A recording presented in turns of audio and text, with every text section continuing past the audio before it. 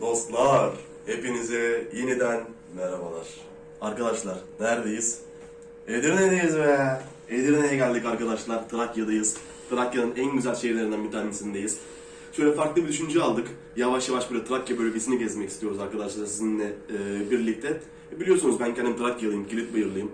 Biz Çanakkale Kilitbayırlılar birbirimize Çanakkale'liyiz ya da Kilitbayırlıyız demeyiz.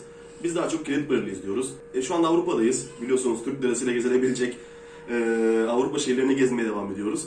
Ve Edirne gerçekten mükemmel bir seçim oldu.